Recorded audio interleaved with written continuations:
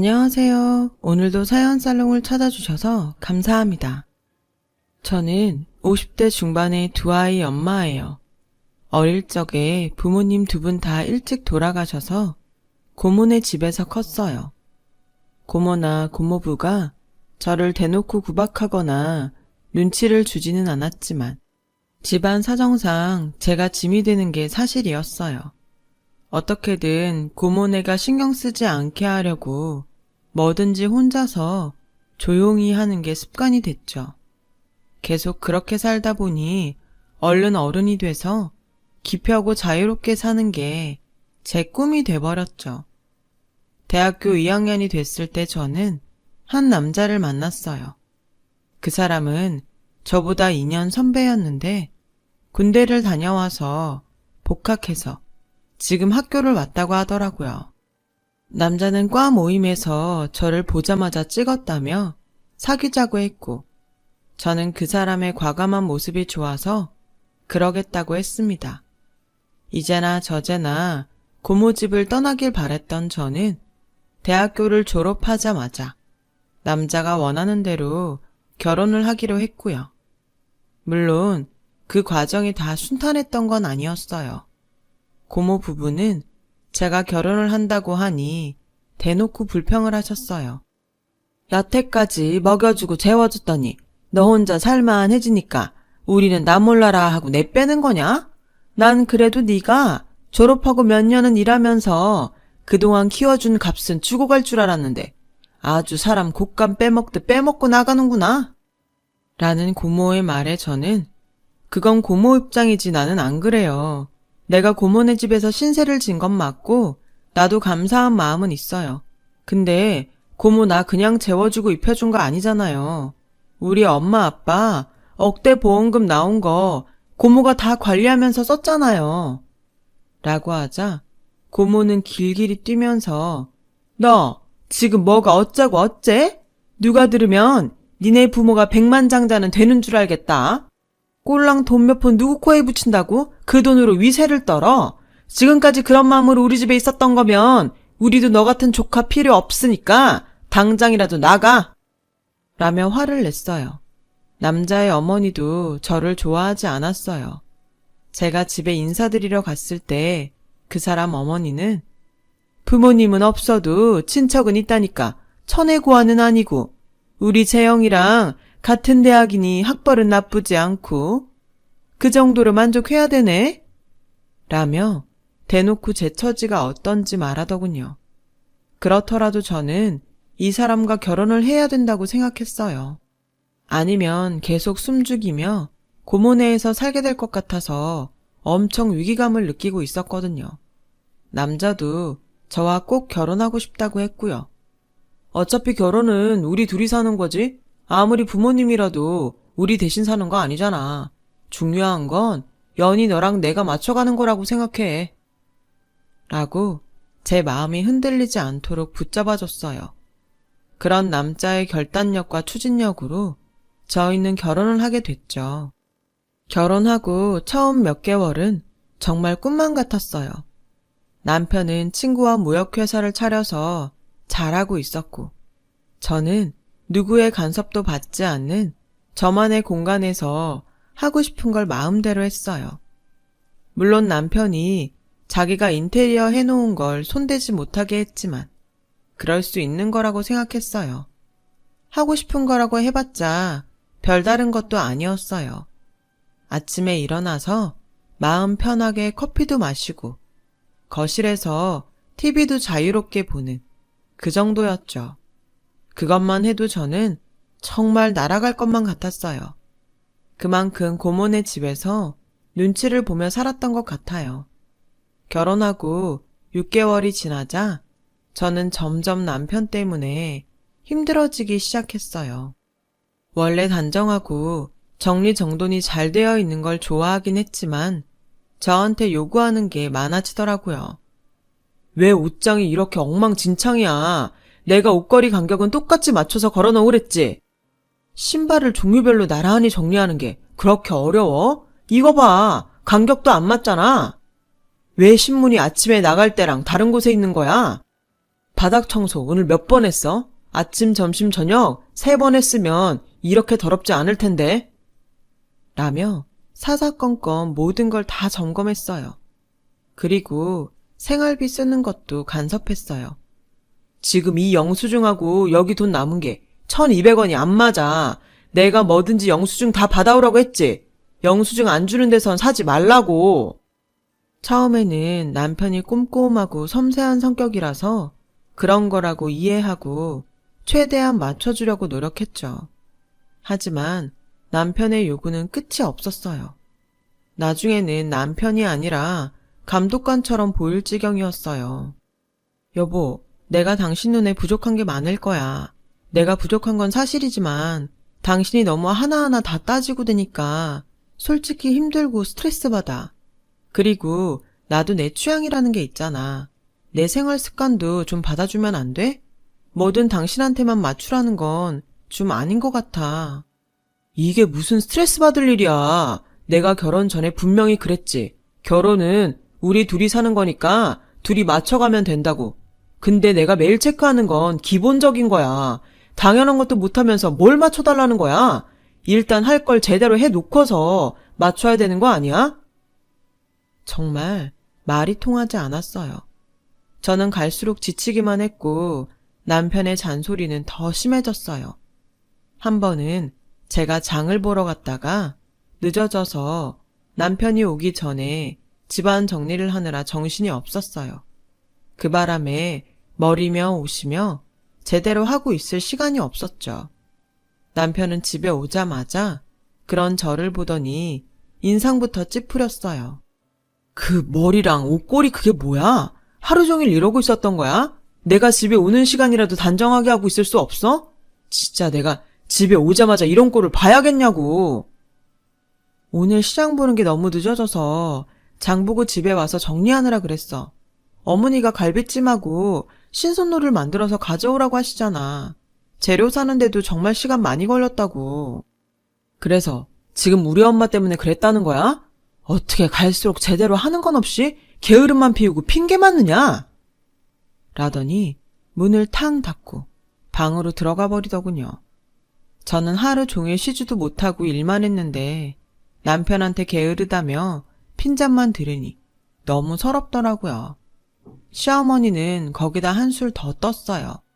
워낙에 입맛도 까다롭고 따지는 게 많아서 음식 만들 때도 굉장히 신경 썼는데도 한 번 먹어보고 손도 대지 않는 거였어요. 음식이 어째 다 짜고 달고 그러냐? 내가 전에도 말했지. 음식은 보기 좋아야 하고 그 다음에 간이 맞아야 된다고. 근데 넌 어째 한 번도 간을 제대로 맞춰오질 못하냐? 어머니, 저 이거 요리책에서 보고 간도 거기 써있는 대로 다 맞춘 건데요. 그리고 제가 먹어봤을 때 그렇게 이상하지 않았어요. 또 변명이야? 꼭 제대로 하지 못하는 것들이 이렇다 저렇다 말만 많지. 이러니 집안 살림을 어떻게 할지 안 봐도 뻔하다. 너 내 아들 밥은 제대로 먹이니? 어쩌자고 저런 거랑 결혼을 하겠다고 했는지 원. 저는 정말 더는 못 살 것 같다는 생각을 하루에 몇 번씩 했어요. 하지만 이혼하고 나면 사람들 눈초리는 어떻게 감당할지, 혼자서 살 수는 있을지 걱정되는 게 너무 많았죠. 게다가 그때 막 임신한 사실을 알게 되어서 아이를 위해서라도 제가 참고 살아야 된다고 생각했어요. 그러던 어느 날 남편이 회사 직원들을 집으로 초대한다고 하더군요. 저희가 이사를 하고 얼마 안 됐을 때였어요. 집들이 겸 당신 소개시키는 자리야. 그러니까 제발 잘 좀 해. 나 창피하게 만들지 좀 하지 말라고. 지금처럼 이렇게 앞치마에 밥풀 묻히고 있지 말고. 라며 인상을 박박 쓰고 출근을 하더군요. 저는 그날부터 집들일 날 뭘 해야 할지 고민했죠. 음식 리스트를 써서 남편한텐 검사도 맡고 그릇 같은 식기는 뭘로 하면 좋을지도 골랐고요. 하지만 일도 너무 많았고 혼자 하기에는 벅찰 것 같았어요. 여보, 이 음식을 나 혼자서는 다 못할 것 같은데 몇 가지는 백화점에서 사오면 안 될까? 그릇도 당신이 하자고 한 건 사람들 수에 맞추려면 모자라기도 하고 그냥 다른 그릇들도 같이 놓고 쓰자. 정 힘들면 우리 엄마 불러서 같이 만들어. 내 손님 치르는 음식을 사오는 건 절대 용납 못해. 그리고 그릇도 그래. 내가 항상 품격 있는 걸로 사라고 했지. 맨날 자기가 원하는 거 사야 부엌일도 더 하기 편하다고 하더니 이게 뭐야? 결국은 이런 중요한 데 쓰지도 못하잖아. 됐으니까 내 카드로 그릇 다시 사. 난 좀 이해가 안 돼. 그냥 회사 직원 몇 명 부르는 거잖아. 근데 이렇게 그릇까지 다시 사고 어머니까지 불러서 일을 벌려야 되는 거야? 그냥 좀 편하게 할 수도 있잖아. 내가 지금 홀몸도 아닌데 당신이 나 좀 맞춰줘. 그러자 남편은 불같이 화를 내면서 우리 회사 직원들이니까 더 잘해야지. 뭐? 일을 벌려? 그럼 당신이 혼자서 잘하면 되잖아. 그리고 남이 안 가진 애 가졌어? 당신은 뭐 하나 일 생기면 그걸로 되게 위세 부리려고 하더라. 잔말 말고 내가 시키는 대로 해. 당신은 조금 힘들다고 안 하려고 하는 그런 버릇 고쳐야 돼. 안 그러면 평생 밥이나 축내는 돼지처럼 살다 죽을걸? 뭐? 지금 뭐라고 했어? 밥이나 축내는 돼지? 내가 틀린 말 했어? 밥벌레라는 말이 턱 밑까지 나오는 걸 겨우 참고 그나마 좋게 말해준 거니까 그런 줄 알아. 저의 인내심은 한계에 다다르고 있었어요. 한때 지도력 있고 추진력 있다고 생각했던 남편의 성격은 독재적이고 이기적인 거였어요. 저는 결국 그릇을 사고 혼자서 그 많은 음식을 다 했어요. 시어머니가 오는 건 더 싫었거든요. 말이 돕는 거지 그냥 앉아서 저한테 잔소리만 할 게 뻔했고요. 그렇게 집들이 날이 되고 회사 직원들이 왔어요. 저는 부엌에서 일을 하느라 밖에 내다볼 새가 없었어요. 그저 사람들이 오는 대로 음료를 내가고 요리를 한 가지씩 내는데 바빴죠. 불 앞에서 땀을 뻘뻘 흘리며 음식을 하는데 거실에서 태평스럽게 떠들며 웃는 목소리들이 들렸어요. 순간 눈물이 핑 돌았어요. 그때 누군가 말하는 소리가 들렸어요. 사모님은 왜 안 보이세요? 저기 부엌에 계신 분 아닌가요? 그냥 식모야, 식모. 와이프 임신해서 친정 갔어. 지금 초기인데 힘든 일을 하면 어떡해. 잘 쉬어야지. 그 말에 직원들은 정말 가정적이시네요. 역시 사장님은 완벽하세요. 라고 하는데 저는 정말 속이 뒤집어지는 것 같았어요. 당장이라도 부엌 미닫이 문을 열고 나가서 소리를 지르고 싶은데 그럴 용기가 안 나더라고요.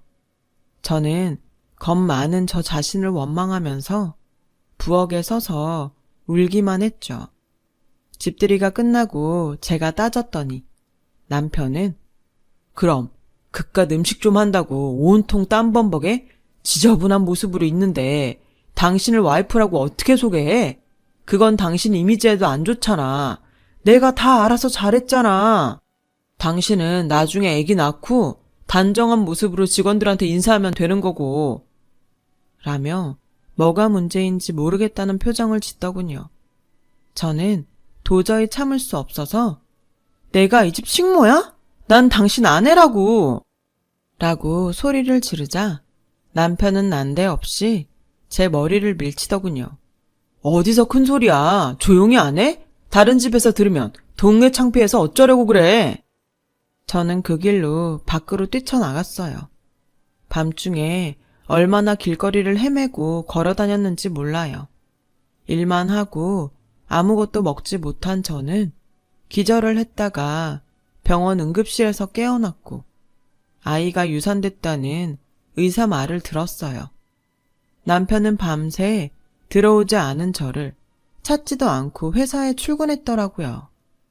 남들한테 보이는 게 더 중요한 사람이니 제가 집 나갔다가 아이 유산되고 병원에 있다는 걸 누가 알까봐 걱정만 하더라고요. 제가 유산하자 시어머니는 집에서 남편 얼굴도 세워주지 못해 아이도 제대로 못 낳으면 내가 그런 며느리를 왜 보고 있어야 되니? 라며 은근히 이혼을 하라고 압박을 주기 시작했어요.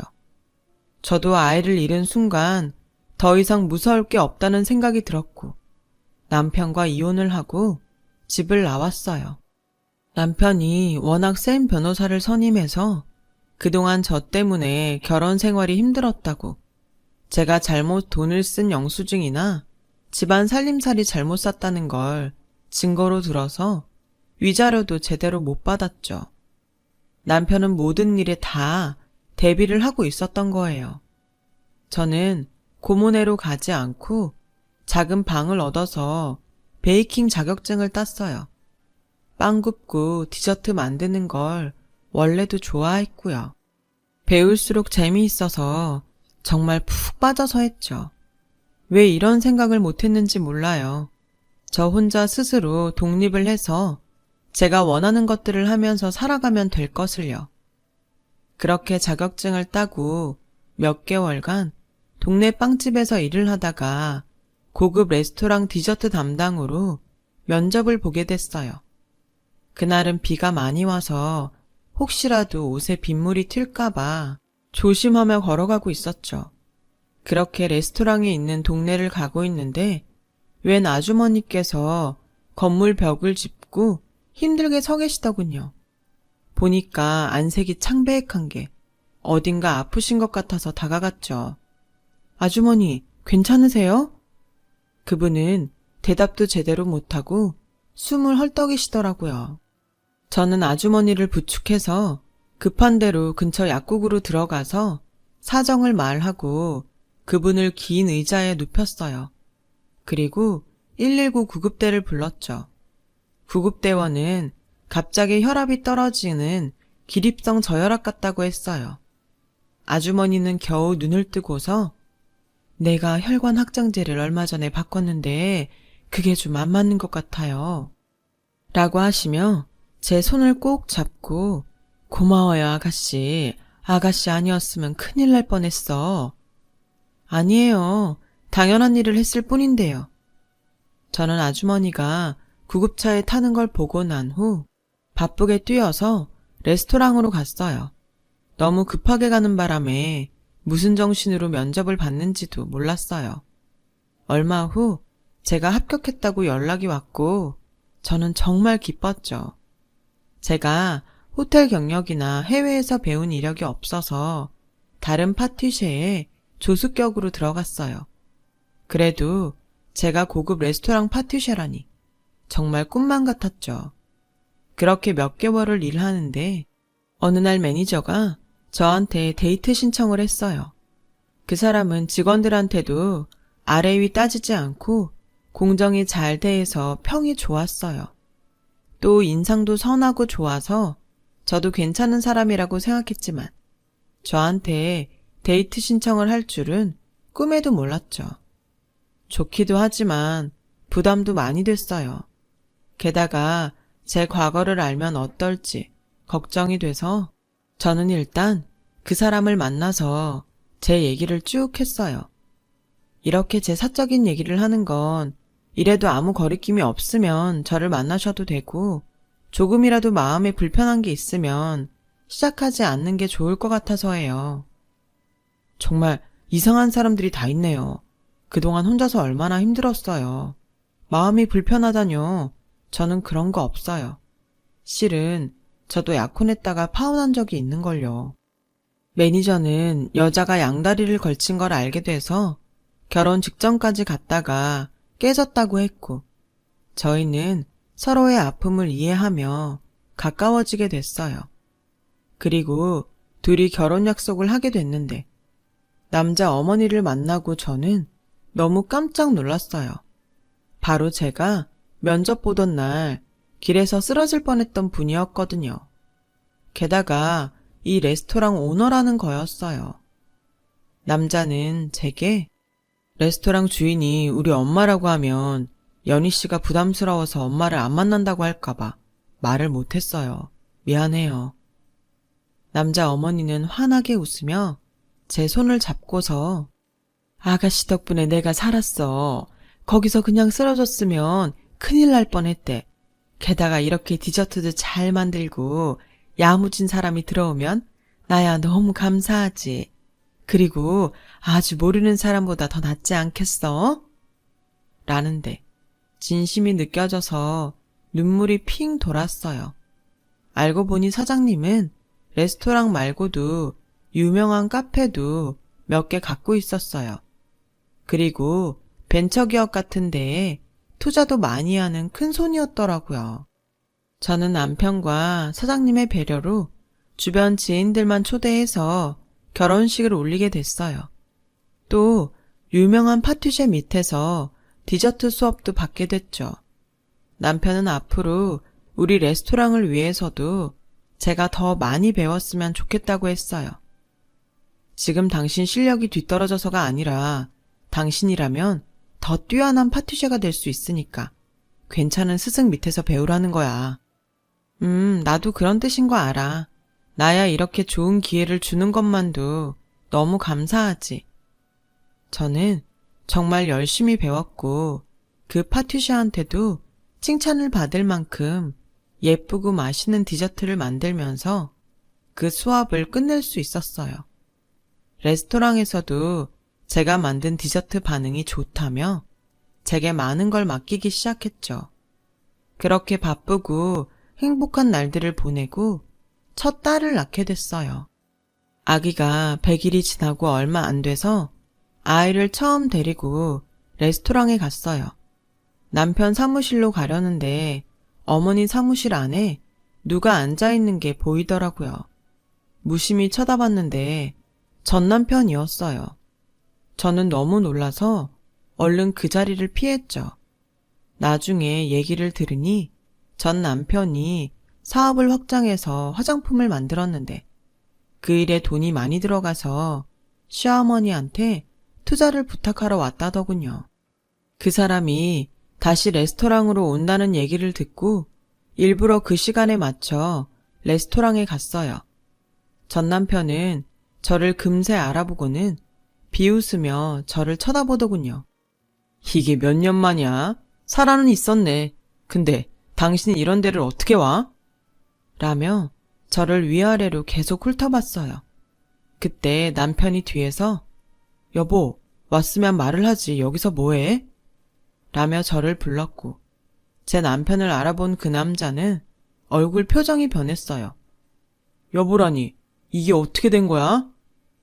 어떻게 되긴 내 남편이야. 우리의 아빠. 라고 하자 남편이 이 사람이 당신이 말했던 그 사람이야? 당신 식모 취급하던 그 사람? 라고 했고 그 말에 남자는 얼굴이 하얗게 질려서 아니, 그게 당신 그런 얘기까지 했어? 그럼 남편하고 나 사이에 못할 얘기가 뭐 있어요? 내가 하면 안 되는 얘기라도 한 건가요? 그럴 거면 그쪽은 왜 그런 행동을 한 건데요? 남들한테 쪽팔리고 부끄러운 건 절대 용납 못하면서 나한테는 왜 그랬냐고요? 그리고 나한테 당신이니 뭐니 하면서 반말하지 마세요. 라고 하자 남편은 이건 뭐 더 이상 어머니를 만날 필요도 없겠는데요. 그만 돌아가 주시죠. 그건 제가 사장님이랑 할 얘기지 자제분이 끼어들 사항은 아닌 것 같은데요. 자기 며느리를 이렇게 무시하고 이런 데를 어떻게 왔냐고 하는 사람한테 우리 어머니가 투자할 리가 있겠어요? 아니, 그건 아까 제가 당황해서 그랬던 거예요. 그리고 공적인 일과 사적인 일은 구분해야죠. 라는데 전 남편은 굉장히 절박해 보였어요. 그건 우리 어머니가 결정할 일이니까 일단 오늘은 돌아가세요. 라고 하자 전 남편은 얼굴이 하얗게 질려서 아무 말도 못하고 돌아갔어요. 그리고 다음날 레스토랑에 가는 저를 찾아왔더군요. 당신이 뭐라고 말했는지 모르겠지만 사업하는 사람들끼리 얘기해. 당신 사적 감정 집어넣지 마. 그쪽이야말로 나한테 이러지 말고 할 말 있으면 우리 어머니한테 하세요. 왜 아침부터 반말이나 찍찍하면서 남의 기분 잡치게 이러는지 모르겠네. 라고 하자 그 사람은 저를 붙잡고서 나 이 투자 꼭 받아야 돼. 그러니까 다른 말 하지 말라고. 라길래 저는 팔을 뿌리치며 이거 놔. 지금 나한테 이래라 저래라 명령하는 거예요? 내가 아직도 그쪽 와이프로 살던 사람으로 보여요? 라는데 직원이 나와서 저한테 디저트 박스를 주니까 그 사람은 그제야 뒤로 물러났어요. 저는 디저트 박스를 가지고 시어머니가 지인들을 만나서 브런치를 하고 있는 호텔로 갔어요. 시어머니가 제가 만든 디저트를 사람들한테 선물하고 싶다고 하셨거든요. 그런데 전 남편은 기어이 거기까지 쫓아오더군요. 브런치 카페로 들어가려는 저를 막고서 당신 시어머니한테 딴소리 한 거 없지? 나 꼭 만나서 투자 받아야 된단 말이야. 라며 제 손목을 붙잡길래 이거 놔요! 라며 소리 질렀죠. 그러자 시어머니가 나오셨어요. 시어머니는 그 남자를 보고는 무슨 일인지 알아차리시고 그쪽이 내 며느리를 그렇게 괴롭혔다면서요. 나는 사람 위에 사람 있는 그런 작자들한테는 절대 투자 안 합니다. 라고 딱 잘라 말하시더라고요. 그 남자는 마음이 급했는지 시어머니를 붙잡고 사장님, 약속은 지켜주셔야죠. 부탁드립니다. 네? 내가 한번 보자고 약속은 했고 나머지는 검토해보겠다고 했잖아요. 한번 본 건 약속 지켰고 검토해보고 투자를 안 하겠다는 건데 무슨 약속을 더 지키라고 그래요? 라고 하니 그 사람은 저한테 여보, 내가 전에는 미안했어. 그러니까 말 좀 잘해줘. 응? 라며 매달리자 시어머니가 여기 손님들이 이런 불편을 겪는데 가만히 있어요? 이 사람 좀 정리해주세요. 라고 하자 호텔 직원들이 와서 전 남편에게 여기서 이러지 말라고 나가달라고 하더라고요. 그 남자는 어쩔 수 없이 끌려가다시피 자리를 떴어요. 알고 보니 그 사람은 무리하게 사업을 확장하다가 자금을 다 탕진했고 재혼한 여자도 그 사람을 속이고 집문서를 가지고 도망갔다고 하더라고요. 그 뒤로 그 남자 어머니가 저를 찾아와 도와달라며 사정했지만 저는 냉정하게 거절했어요. 사실 투자를 하는 건 시어머니 일이지 제가 아니어서 할 수 있는 일도 없었거든요. 시어머니는 그 남자한테는 절대 투자하지 않겠다고 하셨죠. 그 뒤로 그 남자는 사업을 정리하고 지방으로 내려가서 자기 어머니랑 어렵게 산다는 얘기만 들었어요. 저는 아들을 하나 더 낳고 지금까지도 남편과 잘 살고 있고요. 시어머니도 저와 저희 애들을 많이 아껴주신답니다. 저도 시어머니한테 더 잘하려고 노력하고 있고요. 어려울 때 저 같은 사람도 좋은 날이 왔잖아요. 다들 정말 힘내셨으면 좋겠습니다. 그럼 좋은 하루 되세요. 제 사연을 들어주셔서 감사해요. 여러분, 사연 댓글에 응원과 현명한 조언 부탁드려요. 좋아요, 구독은 저에게 큰 힘이 됩니다. 오늘도 좋은 일 가득하세요.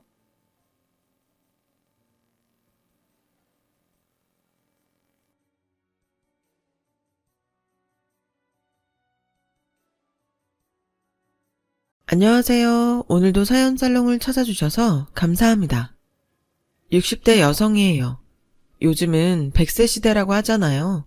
그래서인지 60대를 살고 있는 지금 그리 제가 나이 들었다는 생각은 들지 않는 것 같아요. 오히려 건강만 잘 지키면 그동안 살아온 경험도 많고 무언가 할 수 있는 시간도 많아 어쩌면 딱 좋은 나이대가 아닌가 싶은데요. 이런 제 인생에서 다시는 경험하고 싶지 않은 때가 있어서 이렇게 사연글을 적어보게 되었어요. 제가 살아온 이야기를 조금 해볼게요. 저는 집안의 장녀로 태어나 자의반 타의반 집안의 소개로 23살이란 어린 나이에 결혼을 하게 되었어요. 그리고 그 다음에 첫 아들을 임신했는데 가족들은 물론이고 주변에서는 당연하게 미자는 나이가 어려서 체력이 좋으니까 분명히 순산할 거야 라는 말을 듣곤 했었어요. 정작 출산할 때는 그런 주변의 예상들을 깨고 무려 20시간을 넘게 난산으로 고생을 했어요. 태어나 처음 겪는 고통에 너무 아프고 힘들어서 설마 이러다 죽는 게 아닐까 생각하며 어느 순간 기절했는데 눈을 떠보니 제가 아들아이를 낳았더라고요. 참 믿기지도 않고 제가 낳은 생명이란 게 신기하기만 했었어요. 그때 그 시절엔 병원이 아닌 집에서 출산하는 경우가 많아서 저도 집에서 산파를 통해 출산을 해서 출산과 동시에 그대로 산후조리에 들어갔어요. 제 아들은 저희 부부의 첫 아이라 당연히 특별하기도 했지만 그때 당시 시부모님과 함께 살고 있었기 때문에 시부모님에게도 아주 각별한 사랑을 받았죠. 손주 사랑이 워낙 많으셔서 아직 뭘 모르는 아기인데도 엄마인 제 말을 유독 듣지 않아 키우는 내내 어려움이 많았어요. 그래도 아들아이가 어디 나가서 버릇없다는 말은 들으면 안 되니까 나름 아들을 꽤 엄하게 키우며 제가 할 수 있는 최선을 다하며 살았습니다. 아들아이가 초등학교 입학을 앞둔 어느 날 갑자기 걸려온 전화 한 통을 시작으로 제 인생은 180도 달라졌어요. 여보세요? 네, 제가 김영식 씨 배우자 맞는데요. 무슨 일이죠? 김영식 씨가 교통사고로 지금 저희 병원 응급실에 오셨어요. 상태가 좋지 않으셔서 응급수술에 들어가야 하는데 빨리 병원으로 오세요. 저는 그 순간 이게 도대체 무슨 일이지? 왜 나한테 이런 일이 생긴 거야? 하는 생각이 들면서 떨리는 심장을 애써 부여잡으며 병원으로 향했는데 애통하게도 제가 병원에 도착했을 때 남편은 저 멀리 떠난 뒤였어요. 믿기지도 않고 믿을 수 없는 남편의 죽음. 저는 그 충격으로 먹지도 자지도 못하며 실어증까지 앓게 되었는데요. 그렇게 꼬박 1년을 넘게 지내오던 어느 날 꿈속에서 생전 마지막 인사도 못하고 간 남편이 찾아와 이렇게 말해주었어요. 여보, 나는 잘 있어. 당신한테 아무 말도 하지 못하고 떠나게 돼서 미안해. 앞으로 나 없이 많이 힘들겠지만 우리 아들 현식이 생각해서 이제 그만 털고 일어나. 비록 당신 옆은 아니지만 내가 여기서 우리 가족 잘 살 수 있도록 지켜줄게. 남편은 마치 충격에서 헤어나오지 못한 저를 다시금 살게 하기 위해 나타난 것처럼 저에게 힘을 주고 갔어요. 그리고 그 덕에 저는 정신을 차릴 수 있었고 남편의 말처럼 남편은 이제 제 옆에 없지만 나라도 아들을 지키며 잘 키워야겠다는 각오를 다졌어요. 제가 슬픔에 아플 동안 할머니, 할아버지의 손에 자란 아들은 눈에 띄게 커 있었어요. 엄마로서 자리를 지키지 못한 미안함에 그동안 엄하게 키워왔던 방법을 버리고 온전히 사랑으로 아이를 품었습니다. 그런데 어째서인지 아들은 10살, 15살 사춘기를 겪으면서 저와 사이가 계속 멀어졌어요. 남편도 없고 더 이상 시부모님에게 의지할 수도 없는데 아들까지 자꾸만 엇나가려 하니 저 혼자 가슴앓이를 해야 했고 그렇게 시간은 흘러 아들은 대입시험을 치게 되었죠. 다행히 공부머리는 있던 아들이라 다른 잔소리는 해도 공부에 대한 잔소리는 하지 않았어요. 자기가 알아서 원하는 와이대에 떡하니 합격하니 그 순간 아들이 참 효자 같더군요. 물론 남편 없이 저 혼자 벌어 생활하느라 아들의 대학 등록금 마련이 쉽지만은 않았지만 시부모님이 많이 도와주셔서 감사하게도 아들 대학 보내는 동안 그 흔한 학자금 대출도 받지 않을 수 있었어요. 그리고 걱정과 달리 아들은 군대에 들어가면서 철이 들기 시작하더라고요. 아들이 군대를 제대하고 얼마 안 있어 혼자 남으신 시어머니가 돌아가시면서 시부모님 두 분 모두 남편의 곁으로 떠나셨어요. 그 영향인지 아들은 제대 후 복학할 즈음부터 그동안 속 썩인 것을 보답이라도 하는 듯 속 깊은 아들이 되더라고요. 예전이라면 꿈도 꾸지 못할 일이었는데 이게 다 돌아가신 시부모님의 은혜인 것만 같아 저는 또 한 번 시부모님께 감사한 마음이 들었어요. 복학한 아들은 원하는 대기업에 들어가기 위해 공부를 열심히 했고, 그렇게 자기가 원하는 대로 우리나라에서 가장 큰 S기업에 취업을 했어요. 다행히 직장 생활도 잘했고, 이제는 정말 아무 걱정이 없겠다 싶을 즈음 아들은 저에게 여자친구가 생겼다는 말을 하더군요. 이번에 들어온 신입 중 한 명인데 그 중에서 가장 예쁘고 똑똑해. 벌써 회사 적응도 다 하고 일도 제법 알아서 한다니까. 아들은 여자친구 얘기를 할 때면 뭐가 그리 신나고 좋은지. 평소 그렇게 말이 많은 편은 아닌데 시간 가는 줄 모르고 저한테 여자친구 얘기를 했어요. 그 전까지는 그리 길게 아들과 대화하는 일이 없던 저였는데 하도 여자친구 얘기를 들으니 어떤 여자인지 궁금하더라고요. 그래서 한 번은 제가 먼저 아들에게 이렇게 말을 했어요. 아들, 엄마도 그 여자친구 얼굴 좀 보면 안 돼? 언제 한번 집에 데리고 와. 엄마가 맛있는 거 만들어 놓을게. 에이, 아직 사귄 지도 얼마 안 됐는데 부담스럽지. 그래? 그래도 혹시 모르니까 한번 물어봐. 부담스럽다고 하면 나중에 보면 되지. 그렇게 저는 슬쩍 아들의 여자친구 얼굴을 보고 싶다고 했어요. 얼마 후 아들은 여자친구가 좋다고 했다며 저는 처음으로 아들의 여자친구를 보게 되었어요. 걱정과 설렘이 공존하는 가운데 드디어 아들이 여자친구를 데리고 왔죠. 아들 말대로 예쁜 얼굴에 행동이나 말투가 참 야무진 느낌을 받았어요. 어느새 아들이 다 커서 집에 여자친구를 데리고 오니 어쩐지 곧 저도 자식 혼사 준비를 해야 하는 때가 올 것 같은 예감이 들더군요. 그리고 3년 후 아들은 그때 데리고 온 여자친구와 정식으로 결혼 준비에 들어갔어요. 저는 아들 회사 근처에 신혼집으로 사용할 작은 아파트를 전세로 마련해 주었죠. 마음 같아선 집이라도 턱 하고 장만해 주고 싶었으나 서울의 집값이 너무 비싸서 그 정도는 엄두가 나지 않더라고요. 요즘 전세보증금이 얼마나 비싼데 이것만으로도 난 엄마한테 집 한 채는 받는 기분이야. 엄마, 정말 고마워. 나 솔직히 기대도 안 했어. 그래서 전세자금 대출 알아보고 있었는데 엄마 덕에 대출 없이 결혼할 수 있게 됐다. 정말 고마워.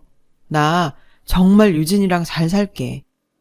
역시 혼사를 앞두면 자식이 효자가 되는 걸까요? 평생 그런 살가운 소리 할 줄 모른다고 생각한 아들이었는데 그날은 제가 다 민망할 정도로 아들이 살가운 소리를 하자 얘가 정말 내가 키운 아들이 맞나? 싶더라고요. 그리고 이게 다 좋은 배우자를 만나서 그런 것 같다는 생각이 들었고 저는 벌써부터 며느리가 예쁘고 고마워 앞으로 며느리에게 좋은 시어머니가 되어야겠다고 생각했어요.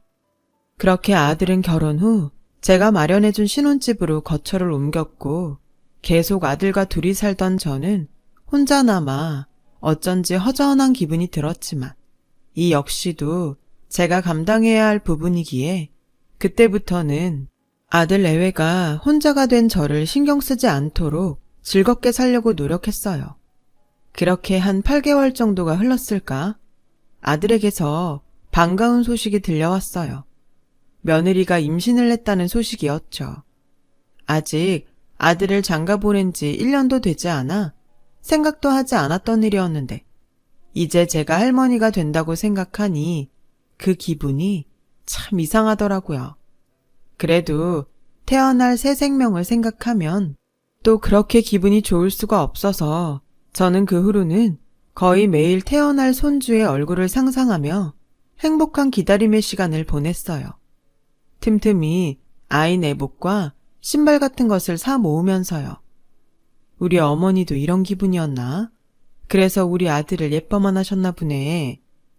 저는 돌아가신 시어머니 생각이 절로 났고 저 역시 손자가 태어나면 너무 예쁠 것 같아 벌써부터 손주 바보가 될 정도였어요. 그렇게 제 나이 50대 후반에 할머니가 되었어요. 기다리던 손주를 품에 안고 지면 꺼질까 불면 날아갈까 얼마나 긴장했는지. 그리고 입을 달싹이며 베넷짓을 하는 손주에게서 아들의 어릴 적 모습을 발견한 저는 그게 또 신기하고 감격스러워서 주책맞게 눈물이 핑 돌았어요. 아마 남편을 일찍 보내고 어린 아들과 살아온 그 시간 때문에 순간적으로 울컥했던 것 같았어요. 그렇게 눈에 넣어도 아프지 않을 손주를 보며 저는 또 한 가지 고민거리가 생겼는데요. 전에는 별로 아들 내외 눈치를 보지 않았는데 손주를 보고 싶은데 또 아들 내외가 부담을 느끼고 싫어할까봐 여간 눈치가 보이는 게 아니었어요. 건율이 자니? 내가 건율이가 너무 보고 싶은데 혹시 이번 주 주말에 집에 한번 오지 않을래? 엄마, 요즘 나도 그렇고 집사람도 애 때문에 너무 피곤해. 애 때문에 우리 둘 다 밤에 잠도 제대로 못 잔다니까. 주말이라도 좀 쉬고 싶어. 엄마, 미안해. 그래, 니네들이 고생이 많다. 알겠다. 아들에게 이런 소리를 들은 후부터는 무슨 짝사랑하는 사람처럼 손주가 보고 싶어도 제가 먼저 연락하지 못했고 가슴앓이만 하면서 또 시간을 보냈죠. 그러던 어느 날 아들에게서 생각지도 못한 제안을 듣게 됐어요. 엄마, 있잖아.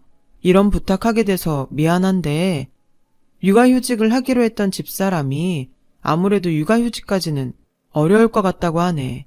장모님은 처형 애 보느라 우리 건율이까지는 무리라고 하시고 그래서 하는 말인데 엄마가 우리 건율이 좀 봐줄 수 있을까? 얘는 그게 무슨 부탁이라고. 당연히 내 손주인데 내가 봐야지. 뭘 그런 걸로 미안하다고 난리야. 건율이 엄마한테는 아무 걱정하지 말고 회사 다니라고 하고 안사돈한테도 엄마가 건율이 맡아서 본다고 했으니 마음 쓰지 말라고 네가 말씀드려. 정말? 엄마 너무 고마워. 우리가 애 보는 돈은 섭섭하지 않게 드릴게.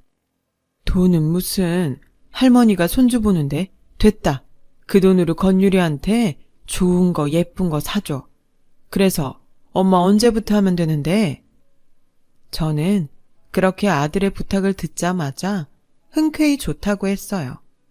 지금 생각하면 어리석게도 손주를 매일 볼 생각에 별다른 고민은 하지도 않고 덜컥 승낙을 했던 거였죠. 제가 제 무덤 파는 줄도 모르고요.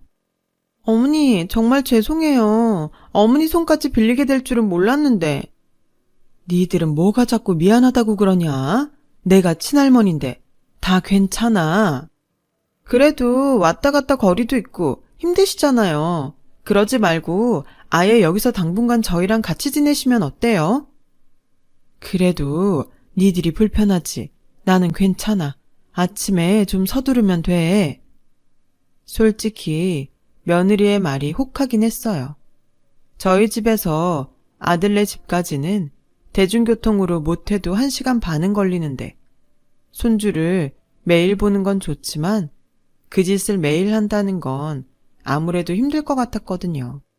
아직은 신혼인데 아들 내외를 방해하는 것 같아 차마 덥석 그러겠다고 하지는 못한 저는 그렇게 1달 정도 아침엔 대중교통을 이용하고 저녁엔 아들 차로 집에 가는 생활을 하게 됐어요. 이게 생각보다 너무 피곤하고 힘들더라고요. 게다가 아들 집에 온 첫날 점심이라도 만들어 먹을까 하고 냉장고를 열어보니 제대로 된 식자재 하나가 없고 배달 음식 남은 것과 죄다 근처 슈퍼에서 사왔을 것 같은 햄과 탄산음료 같은 것들만 잔뜩 있는데 남의 집이면 모를까.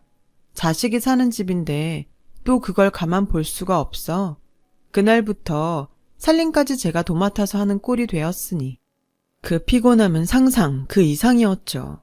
손주는 너무 예쁘지만 아이 보랴 집안 살림하랴 젊었을 때 다 했던 일이었는데도 이젠 체력도 예전 같지 않더라고요.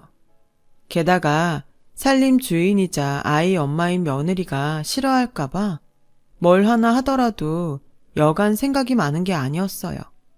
그래서 이참에 며느리랑도 친해져야겠다는 생각에 저를 집에 바래다주는 아들에게 넌지시 이야기를 해보았어요. 있잖아. 전에 건율이 엄마가 힘들면 왔다 갔다 하지 말고 같이 지내도 된다고 했거든. 그때는 힘들 게 뭐가 있나 했는데 엄마도 늙었는지 힘이 드네. 그래서 건율이 엄마 말처럼 주말은 집에 가고 월요일부터 금요일까지는 아예 니네 집에 있을까 하는데 어떠니? 그럼 엄마가 일주일은 애도 보고 니네 먹는 것도 좀 해줄 수 있을 것 같은데. 어떻긴 나는 너무 좋지. 아마 건율이 엄마도 좋다고 할걸? 솔직히 요즘 다시 엄마 밥 먹으니까 든든하고 좋더라. 그리고 이제부턴 퇴근하고 엄마 집에 바래다 드리는 거 일주일에 한 번만 하면 되잖아. 진작에 그러자고 하지. 아무튼 엄마 잘 생각했어요. 그럼 이참에 가서 짐 싸서 오늘 밤부터 같이 지내요. 저는 그렇게 아들의 말로 아들 집에서 주 5일을 머무며 아들 집 살림과 손자를 보게 되었어요. 그리고 그때까지는 그게 제가 제 숨통을 조이는 일이라는 걸 미처 몰랐는데요. 한 3개월 정도 지나자 제 눈치도 조금 보던 며느리는 어느덧 저를 집안일 해주는 당연한 사람처럼 여겼고 급기야 자기가 낳은 아들인데도 마치 다른 사람 아이처럼 귀찮아하고 저에게 음식 투정까지 하기 시작했죠. 어머니, 오늘 국도 그렇고 반찬도 어제 먹고 남은 거예요? 전 재탕하는 것도 싫고 먹었던 거 또 먹는 것도 위생상 싫어요. 어머님, 좀 신경 써주세요. 어머니, 건율이 좀 데리고 가세요. 저 지금 방에서 일하는데 애가 방해되잖아요. 참, 기가 막혔어요. 물론 제가 좋다고 와서 하는 일이지만 며느리의 달라진 태도에 이건 아닌 것 같았고 언젠가는 따끔하게 말을 해야지 하고 벼르고 있었는데 그날이 생각보다 빨리 오고야 말았어요. 그날은 주말이었는데요. 원래라면 제 집으로 돌아가야 했는데 전날 저녁 아들과 며느리가 마치 짝이라도 한 듯이 둘 다 일이 늦게 끝났다며 새벽이 다 되어 집에 들어왔어요. 엄마, 미안해. 오늘은 내가 회식 때문에 어쩔 수 없이 술을 마셨어. 오늘은 그냥 여기서 자고 내일 가요. 내가 내일 모셔다 드릴게. 평소라면 당연히 아들 내외의 말을 믿었겠지만 제가 마음이 그렇지 못한 것도 있고 수상하게 둘이 술에 취해서 들어와 유난히 알콩달콩한 게 의심스럽더라고요. 그리고 잠이 통 오지 않아 뜬 눈으로 손주와 누워있다가 손주 녀석이 칭얼거려서 안고 거실로 조용히 나왔는데 뜻밖의 말소리가 들리더군요. 자기야, 오늘 너무 재밌었지? 왜 진작에 이 생각을 못했을까? 그래도 엄마 눈치채면 안 되니까 너무 자주는 말고 한 달에 한두 번 정도만 하자. 뭐? 한 달에 한두 번? 싫어. 솔직히 나 집에 오면 어머니 눈치 보고 건율이 상대하에서 싫었단 말이야. 오늘처럼 칼퇴근하고 호텔 정도는 가져야 충전도 되고 좋은데 어떻게 이걸 한 달에 한두 번만 하냐? 우리 이참에 아예 둘이 같이 지방 출장 간다고 하고 제주도 2박 3일 다녀올까? 제주도? 아, 가고 싶긴 한데 우리 건율이 낳고 둘이 여행도 못 갔으니까 그럼 다음 주엔 출장 잡혔다고 슬쩍 얘기나 꺼내볼까?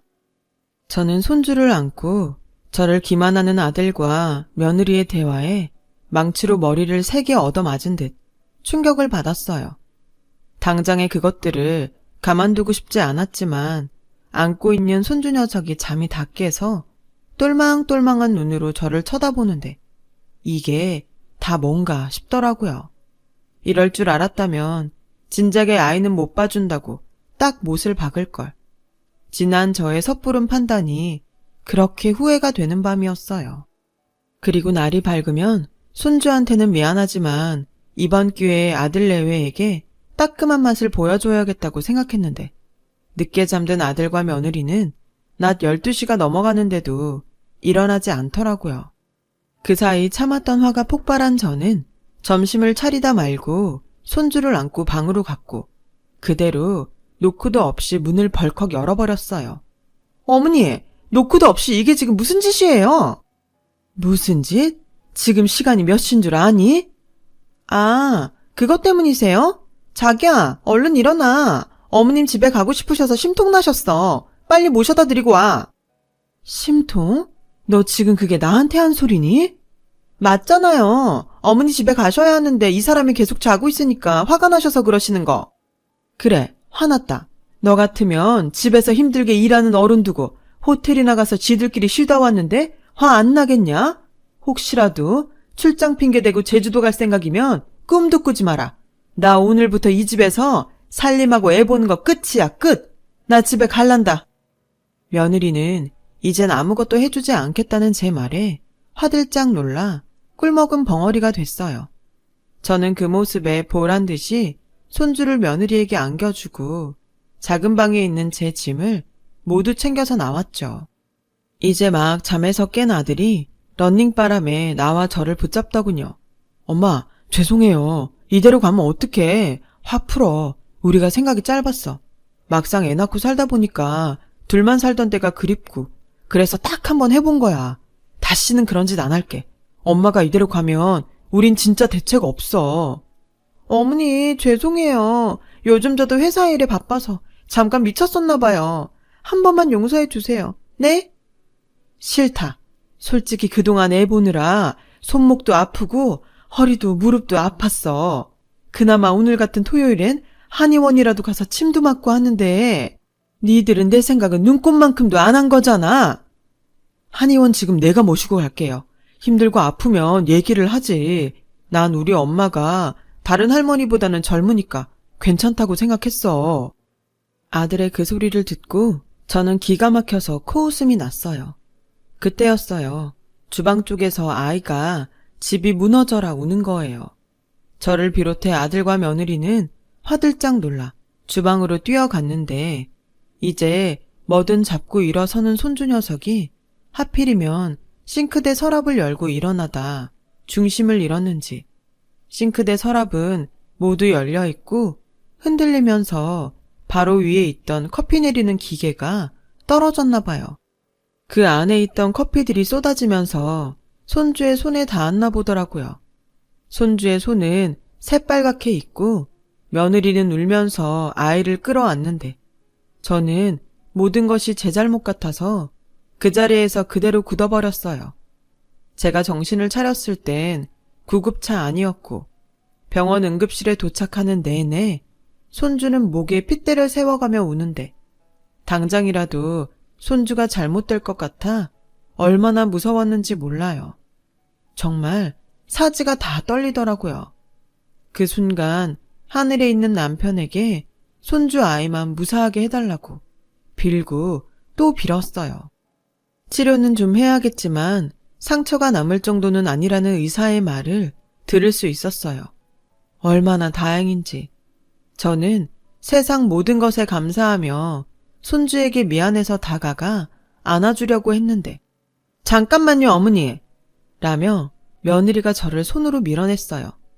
어머니, 제정신이세요? 우리는 먹지도 않는 커피를 드시더니 그걸로 남의 애 피부를 이 지경을 만들어놔요? 뭐? 그래, 내가 하도 피곤해서 커피 마신 거 미안하다. 참나, 남의 애라니. 나는 한 번도 그런 생각한 적 없다. 솔직히 어머니도 요즘 건율이 귀찮고 짜증나셨잖아요. 그래서 괜히 오늘도 트집 잡고 건수 잡아서 이제 애 그만 보겠다고 말씀하신 거 제가 모를 줄 알아요? 뭐라고? 아무리 애 봐준 공은 없다지만 너 지금 내 앞에서 그게 할 소리니? 엄마, 이 사람도 속상해서 그래. 나도 솔직히 화나. 왜 거기다가 그걸 둬서 이 사달을 만들어? 그래, 미안하다. 내가 아주 죽을 죄를 지었어. 네, 미안하셔야죠. 어머님은 건율이한테 두고두고 평생 미안하셔야 해요. 저는 그동안 자기 애를 거들떠 보지도 않고 귀찮아하더니 지 새끼 다쳤다고 저한테 막말을 쏟아내는 며느리를 보고 기가 차서 말이 나오지 않았어요. 그리고 그때 며느리에게 한 통의 전화가 걸려왔는데 며느리의 태도가 정말 어이가 없더군요. 엄마, 나 큰일 났어. 건율이 어머님 드실 커피가 쏟아져서 화상 입었어. 남보다는 그래도 가족이 나을 것 같아서 애 맡겼더니 이게 뭐야? 그동안 노인네랑 같이 지내는 것도 싫었는데 애를 이 지경까지 만들고 난 몰라 정말. 웃은 소리라고 하실 수도 있는데 저는 한 번도 저를 노인이라고 생각해 본 적이 없어요. 그런데 며느리에게 노인네라는 소리를 듣고 게다가 같이 살기 싫으면서 그렇게 갖은 아양을 떨어댔다니 저는 한순간 제가 무엇 때문에 그 고생하며 살았나 싶어 할머니 할머니 하고 우는 손주를 뒤로 하고 집으로 돌아왔어요. 집에 와서도 한동안 그 충격에 잠도 제대로 자지 못하고 괜히 남편 생각에 눈물만 나곤 했는데 며칠 후 아들과 며느리가 손주를 안고 저희 집에 찾아왔더군요. 저는 그래도 니들이 제정신 차리고 잘못했다고 빌려왔나 보구나 라고 생각했는데 아들 내외의 말은 충격 그 자체였어요. 어머니, 이렇게 갑자기 집에 가시면 저희는 어쩌라고요? 저희 지금까지 휴가 번갈아가며 쓰고 있어요. 이제 더 이상 쓸 휴가도 없다고요. 제가 베이비시터든 어린이집이든 알아보고 있으니까 그때까지만 권유리 봐주세요. 인수인계라는 게 있잖아요. 엄마, 우리 지난번 일은 서로 잘못했다고 생각하고 있자. 엄마도 조심하고 우리도 조심할게. 내가 엄마한테나 이런 부탁하지 나한테 누가 있어. 막말로 엄마도 지금이야 괜찮지. 더 늙으면 우리 손 빌릴 거 아니야. 서로 상부상조 하자. 상부상조? 어째 군대 다녀와서 철드나 했더니 너도 네 마누라 닮아서 사리분간 못하니? 나 아무리 늙고 병들어도 너한테 아쉬운 소리 할 생각 없다. 어머니, 지금이야 큰 소리 치시지 한치 앞은 모르는 거예요. 어머님이 남편이 있어요, 돈이 있어요. 저랑 이밖에 없잖아요. 저는 아들 내외의 괘씸한 소리에 벌떡 일어나 장롱 깊이 숨겨두고 가끔 꺼내보던 통장 하나를 아들 내외에게 던졌어요. 그리고 끓어오르는 분노에 씩씩거리며 이렇게 말했죠. 거기 액수 보이지? 이래도 내가 니들한테 아쉬운 소리 할 걸로 보이냐? 나 혼자 살다 힘들어지면 실버타운 갈 거야. 원래는 그 돈 잘 가지고 있다가 나 네 아버지한테 갈 때 넣어주려고 했는데 이제 보니 그럼 안 될 것 같다. 이게 다 얼마야? 하나, 둘, 셋, 넷. 10억? 엄마가 이렇게 큰 돈이 어디서 났어? 알 거 없고 이제 나 너희랑 상부상조할 일 없으니까 당장 나가. 계속 이런 식으로 굴면 니들 신혼집으로 얻어준 그 보증금도 도로 달라고 한다. 보증금을 다시 달라는 소리에 며느리와 아들은 쏜살같이 사라졌어요. 사실 그 돈은 시어머니가 돌아가시면서 저에게 마지막 선물이라며 남겨주신 유산이었는데 이런 식으로 오픈을 하게 될 줄은 꿈에도 몰랐죠. 그 후 아들 내외는 제 통장의 돈 때문인지 전에 없던 효자, 효부가 되어 자기네들이 언제 나한테 그렇게 함부로 했냐는 듯 제 집 문턱이 닳도록 드나들었는데 저는 거들떠보지도 않았어요. 한 번 속지 두 번 속을 순 없잖아요. 어머니, 건율이가 자꾸 할머니를 찾아요. 그러지 마시고 손주 얼굴 봐서 다시 예전처럼 저희랑 지내요. 이제부터는 어머니한테 집안일도 맡기지 않고 퇴근하면 건율이 제가 도맡아서 볼게요. 저녁에는 어머니 편하게 쉬세요. 엄마, 내가 용한 한의원 한 군데 알아놨어. 거기 가서 엄마 아프신데 치료받자. 이참에 가서 보약도 한 지 짓고. 아, 오는 길에 백화점에도 들러서 우리 엄마 예쁜 옷도 한 벌 사드릴까? 자기야, 우리 안마의자 하나 사자. 어머니 존용으로 쓰시라고. 저는 속으로 지랄 꼴값을 떤다고 생각했어요. 그리고 이번에도 벌떡 일어나 싱크대 밑에 들어있는 소금통을 가지고 와 아들과 며느리에게 한 움큼씩 뿌려버렸어요. 소금 세례를 맞던 며느리가 그건 도저히 참기 어려운지 전에 저에게 하듯 도끼 눈을 하며 이렇게 말하더군요. 진짜 해도 해도 너무하네. 어머니, 꼭 이렇게까지 하셔야겠어요? 알겠어요. 제가 그 돈 포기할게요. 어머니 돌아가실 때 그 돈 다 싸들고 가세요. 어차피 그래봤자 자식은 이 사람 하나인데 그 돈 저희한테 올 수밖에 없어요. 그래 엄마. 엄마도 좀 현명하게 생각해. 서로 좋은 게 좋은 거라고. 엄마도 우리한테 대접받고 우리는 엄마 돈으로 좀 편하게 살면 좋잖아. 그 쉬운 길을 두고 도대체 왜 그래? 왜 그러냐고? 내가 다 쓰고 남으면 어디 기부라도 할 망정? 너희한테는 한 푼도 안 쓸 거야. 니들이 지금 돈 때문에 이러는 거 내가 모를 것 같아? 좋아. 우리한테 쓰지 마. 대신 우리 건율이는 엄마 친손주잖아. 게다가 엄마 때문에 이 팔을 좀 봐. 아직도 치료 중이라고. 엄마도 양심 있으면 그 돈 우리 권율이 줘야지. 안 그래? 저는 아들의 말에 마음에 돌덩이 하나가 던져진 듯 마음이 무거웠어요. 그래도 남편 보내고 힘들게 저 하나만 보며 열심히 산 엄만데 돈 앞에 눈이 먼 아들을 보니 화를 넘어서 마음이 아프기까지 하더라고요. 그 후로는 아들 내외들도 제 집에 발걸음을 뚝 끊었어요. 아마도 제가 죽으면 어차피 상속받을 거라고 생각하는 것 같았죠. 그래서 저는 그 길로 진짜로 실버타운에 들어갈 준비를 하고 있어요. 제 나이 60대인데 아직은 많이 늙었다고 하기엔 좀 억울하잖아요. 지금이라도 누릴 거 누리고 해보고 싶은 일 모두 다 하며 원 없이 살려고요. 그리고 얼마 전 변호사를 통해 아들 내외 몰래 손주 녀석에게만 조금의 재산을 물려줄 심상으로 유언장을 하나 작성했어요. 어찌되었건 하나밖에 없는 손자이고 차마 그 손주 녀석까지 외면할 수는 없더라고요. 게다가 그 돈이 시어머니 손에서 나온 건데 이렇게라도 쓰지 않으면 벌 받을 것 같아서 내심 고민하고 내린 결정이었어요. 아들 내외에겐 제가 해준 전세 보증금이 있으니 그 정도면 됐다 싶고요. 비록 다른 집처럼 아들, 손자, 며느리와 즐거운 추억은 만들지 못하게 됐지만 어쩌겠어요. 다 각기 사는 게 다른 것을요. 손에 넣을 수 있는 행복을 위해 살아야죠.